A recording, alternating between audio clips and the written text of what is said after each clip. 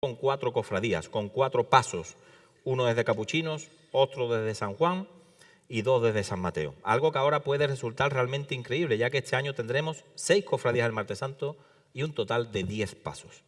Este año se estrena desde la zona sur la Hermandad de la Salud de San Rafael, que se convertirá en el contrapunto a la llegada desde el norte de la ciudad de la Hermandad de la Clemencia de San Benito, hermandad que, por cierto, le está regalando un paso de palio a su Virgen de la Salud y Esperanza, que va a ser una auténtica maravilla cuando esté finalizado.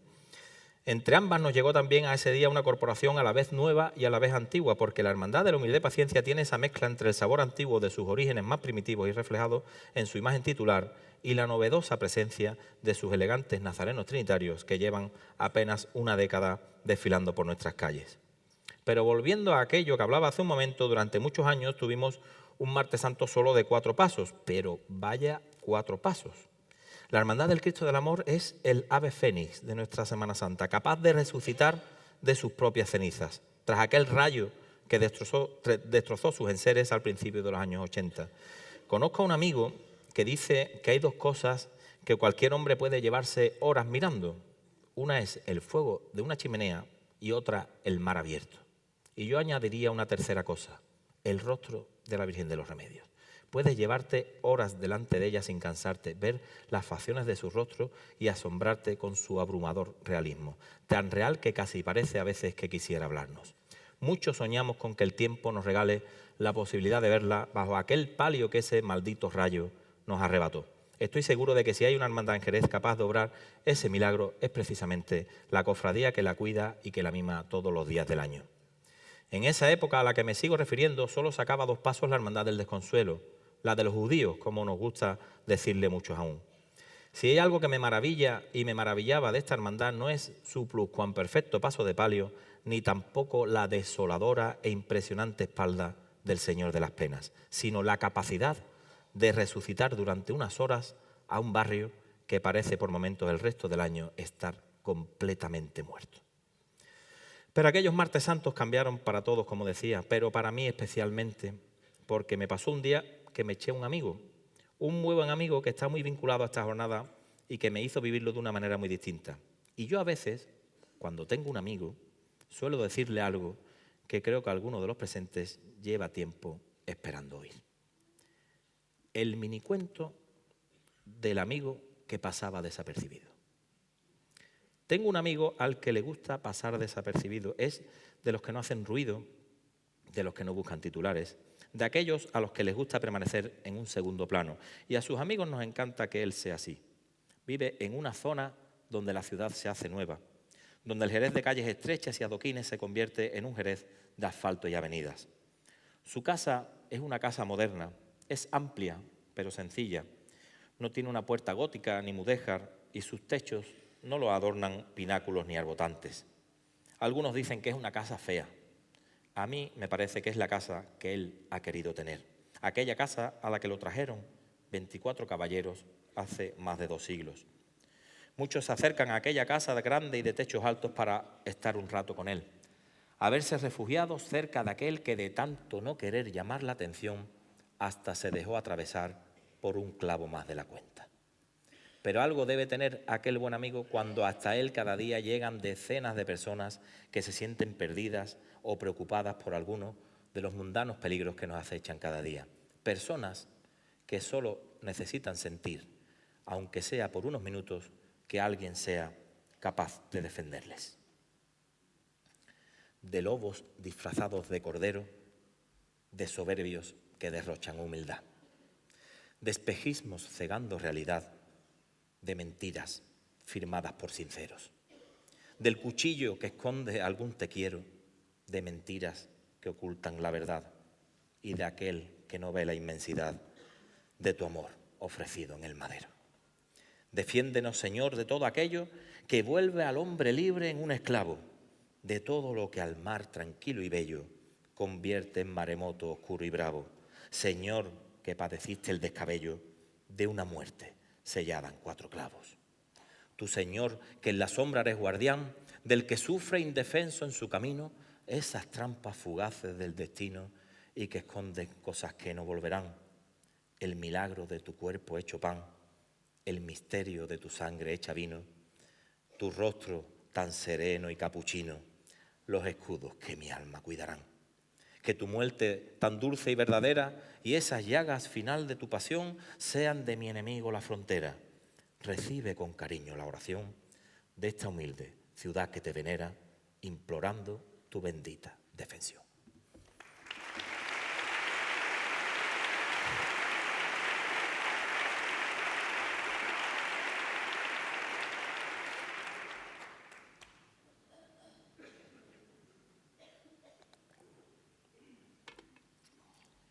He pensado a veces escribiendo estas líneas que ponerme aquí delante solo ante estas butacas de este teatro era como desnudarme un poco ante los que hoy me oyen, como si el escenario se convirtiera en un enorme diván y el público en un médico especialista al que contarle lo que no nos atrevemos a decir a cualquiera. Me imagino en una de esas películas americanas en las que en un amplio salón diáfano se forma un círculo de sillas y alguien se sienta en una de ellas y levantando la cara y mirando al resto de acompañantes, se presenta en voz alta y seguidamente confiesa el nombre de una adicción o de un problema para el que necesita ayuda. Así que en esa imaginaria silla me siento ante vosotros para confesaros sin temor: hola, soy Ángel Rodríguez y me gusta la madrugada de Jerez. O mejor dicho, la noche de Jesús, como siempre la llamamos en esta ciudad. El Viernes Santo madrugada, como aparecía en las guías de Paullada. Y sí, me gusta nuestra noche de Jesús, aunque parezca casi un pecado decirlo a veces, con sus muchos defectos, pero también con sus muchísimas virtudes. Quizás porque es una jornada que se baña entre los recuerdos de una infancia y de una juventud donde vivir ciertas horas de la noche no era para nada normal. El recuerdo de ver el cielo convertido en una paleta de colores cuando ves por primera vez clarear un día. Una jornada que es capaz de conjugar el calor y el frío por momentos, de emocionarnos en salidas repletas de público o de enseñarnos el encanto de disfrutar de cofradías añejas en calles absolutamente solitarias. Y como os decía, un día que muchos de nosotros guardamos con el sabor de los recuerdos de la juventud. Solía salir de casa después de coger algo de abrigo. La calle era una amalgama de imágenes y sonidos que eran muy difíciles de pasar por un tamiz. Ibas por la calle larga y de lejos aún se oían los tambores de la recogida de la Hermandad del Huerto y de repente te adelantaba algún nazareno de cola y esparto que iba presuroso camino de su templo. El ambiente era frío, pero expectante, nervioso y a la vez tranquilo. En esas mis primeras noches de Jesús, nuestro primer destino, muchos años, fue la Plazuela. Iba con mis padres a casa de Antonio el Platero y Juani, que vivían en la calle empedrada, casi enfrente de la Capilla de la Hiedra. Desde su alta azotea casi se podía palpar el nerviosismo y cómo la gente estallaba en un aplauso cuando se abrían las puertas y aparecía ya más en la calle que dentro el rostro resignado del Señor de la Sentencia. Desde allí mismo, levantando un poco la mirada, la bella torre de San Miguel, que casi a esa misma hora vivía momentos muy distintos a los que allí estábamos viviendo. Momentos de alegría y de júbilo que se multiplicaban cuando la Virgen de la Esperanza se ponía en la calle después de esa revirada milagrosa dentro de la capilla. Debo reconocer que mi vinculación con la Esperanza siempre fue muy lejana. Probablemente eso de ser nazareno del viernes tarde siempre me condicionó a la hora de encontrarme con ella.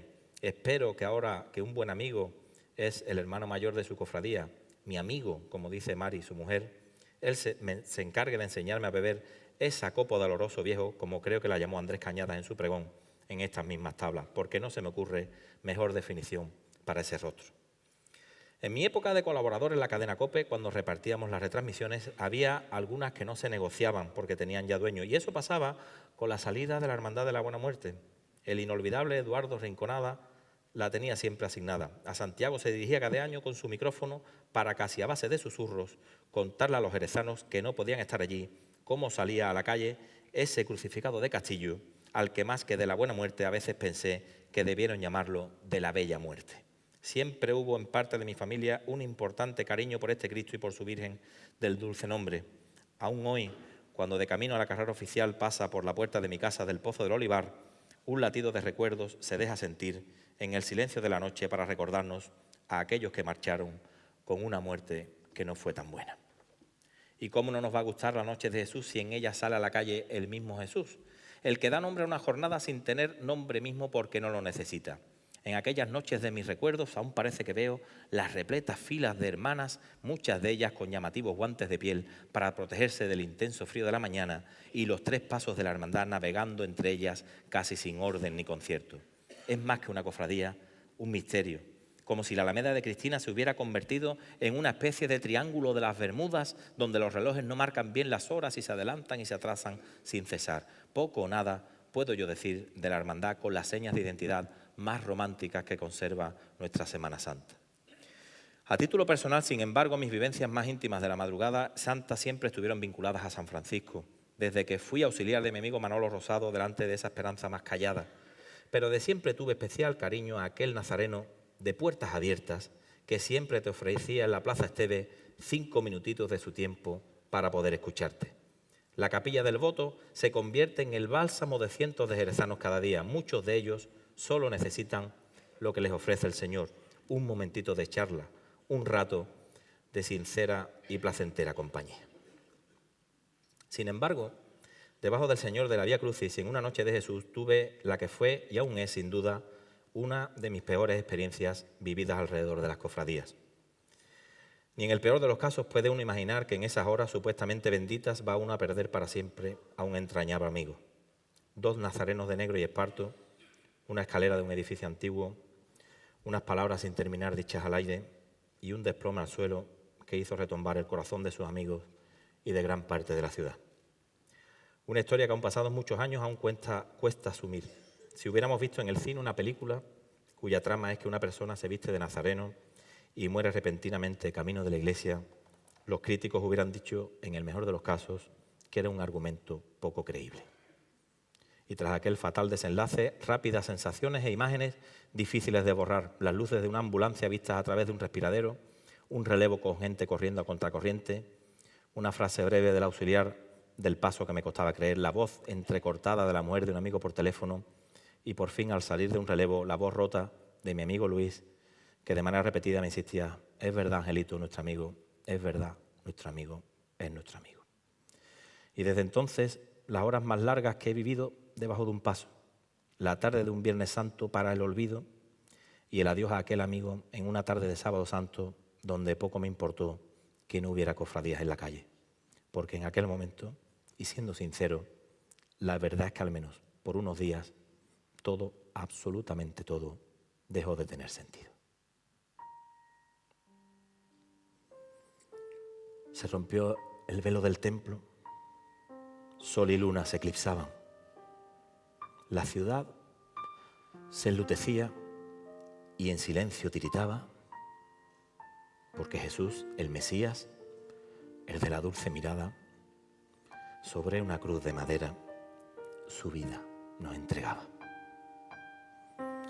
Y un nazareno sencillo se revestía en su casa sin decirle casi a nadie, sin que nadie se enterara del porqué de aquella cruz, de una promesa guardada. ¿Cómo es posible entonces que alguien que solo intentaba entregar aquel esfuerzo en aquella noche larga se nos cayera dejando una frase entrecortada? Qué final para aquel nazareno, con su esparto y sus sandalias. Y su adiós sobrevoló por las calles y las plazas y como un rejón de muerte a mí se me hincó en el alma y no tuvieron ya sentido mi molía ni mi faja, ni esas levantadas al cielo, ni aquellas lentas pisadas, ni el crujir de las maderas, ni el peso de aquellas andas, ni aquella luna tan llena, ni aquellas túnicas blancas. Nada ya tenía sentido. Todo en mi mente sobraba y hasta el humo del incienso me sabía a fruta amarga. Cuántos minutos y horas, cuántos días y semanas preguntándome por dentro el porqué de aquella trama y buscándole el sentido a esa dura puñalada. Hasta dudé que mi fe ya no moviera montañas. Y tras aquel maremoto ya todo volvía a la calma y nosotros al trabajo y la ciudad a su marcha y el tiempo jugó su papel tratando que te olvidara. Pero sabes que no fue así, que entre bromas y entre charlas tienes un grupo de amigos que te recuerdan sin falta y al menos un día al mes por ti su copa levanta. Y mi fe, casi perdida, sin remedio, destrozada, volví a llenarme por dentro cuando entendí la enseñanza que esos renglones torcidos guardaban en sus palabras. y comprendí una verdad que ya siempre me acompaña.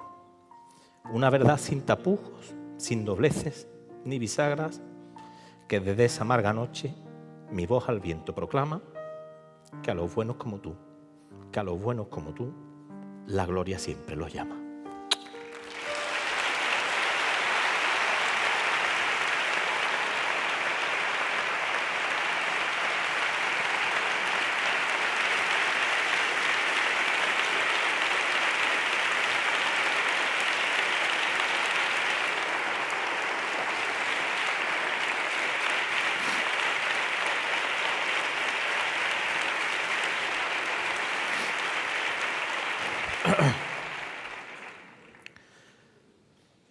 Como decía antes en el romance anterior, Dios escribe derecho en unos renglones torcidos, que al final siempre nos suele traer alguna buena noticia o alguna recompensa.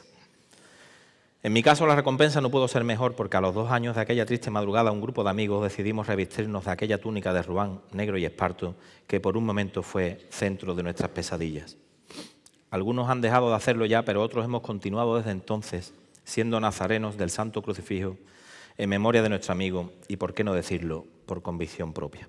Se ha convertido ya casi en tradición quedar el Jueves Santo en mi casa, tomar un caldo calentito y poco más, y tras rezar una oración conjunta, salir desde allí hasta San Miguel, en fila de a uno y guardando las distancias, como dicen las reglas. Como le gusta decir a mi amigo Pedro, esa horita y pico que pasamos todos juntos con nuestras túnicas colgadas en el salón, compartiendo charlas, alguna risa y también algunos nervios, es sin duda uno de los momentos más esperados del año para todos los que allí nos vemos.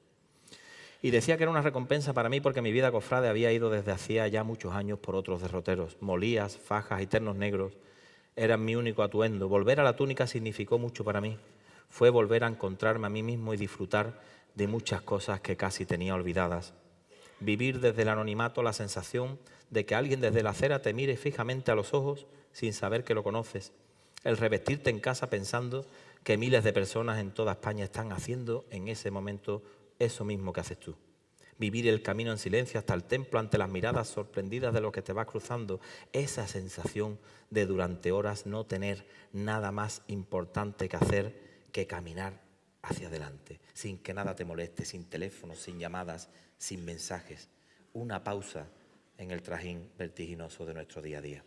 Si alguien no ha tenido la oportunidad de tener esa experiencia, le animo desde aquí a vivirla. Si alguien lo hizo en su día, le animo a que regrese. Y si eres de los que actualmente viste tu túnica, disfrútala todo lo que puedas. Sé consciente del privilegio que tenemos y de la herencia de siglos que hemos recibido. No me importa si te revistes de ruán o esparto o si lo haces con capa y terciopelo de color, si te acompaña el silencio o el lejano eco de los tambores. No hay mayor gesto de igualdad posible cuando nos ponemos la túnica, porque no hay hombres ni mujeres, no hay listos ni torpes, no hay ricos ni pobres, no hay apellidos ilustres o vecinos de barrio humilde. Nos ponemos el antifaz, miramos hacia adelante y por unos minutos, por unas horas, somos todos absolutamente iguales. La túnica marca incluso carácter, se hace dura por momentos y ahí radica parte de su grandeza. Es un ejemplo de que no todo en la vida es un camino de rosas. Hay que saber sufrirla, hay que saber vivirla. Cuídala, mímala, respétala. Hazte digno de llevar aquello que muchos han vestido a la hora de partir hacia el cielo y defiéndela ante aquellos que tratan de ningunearla como si de un vulgar trapo se tratara. No busques excusas donde no las hay. Vístela con el corazón. Es de las pocas cosas en esta vida que aún merecen la pena. Y en mi caso además fue volver a la túnica por la puerta grande. Tantas veces estuve en la puerta de San Miguel esperando la salida de la cofradía, tantas veces viendo la luz iluminando sus vidrieras e imaginándome cómo sería vivir esos instantes antes de la salida dentro del templo, que ahora me siento un auténtico privilegiado. La salida de la Hermandad del Santo Crucifijo está en el más alto escalafón del patrimonio inmaterial de nuestra Semana Santa. Vivir los minutos antes de la salida dentro de la iglesia del Arcángel es algo espectacular y a la vez conmovedor. La vida y la muerte se dan la mano separadas solamente por el bello presbiterio de la parroquia. A un lado Cristo muere en la cruz, al otro lado la Virgen rinde tributo a la vida, proclamando su encarnación. Unos cientos de nazarenos, los suficientes, esperan pacientes en los bancos de la iglesia y se levantan solo para confesarse y para acudir a rezar. Desde el altar se nos indica que debemos ponernos el antifaz y unos segundos más tarde todo se convierte en una completa oscuridad que solo mitigan los cirios de los hermanos, las luces de los pasos y el resplandor que sale desde el monumento. La belleza inigualable del Santo Crucifijo da unos pasos para acercarse al espejo imaginario de la puerta del espectacular sagrario. Cristo se asoma ya sin vida a aquella puerta y sin embargo aquel espejo nos devuelve su reflejo en forma de vida eterna, hecho pan en la Eucaristía. Y allí los presentes ya entienden que todo se ha consumado. Después de eso, la puerta se abre y algo tan vacío como el silencio es capaz de llenarlo todo.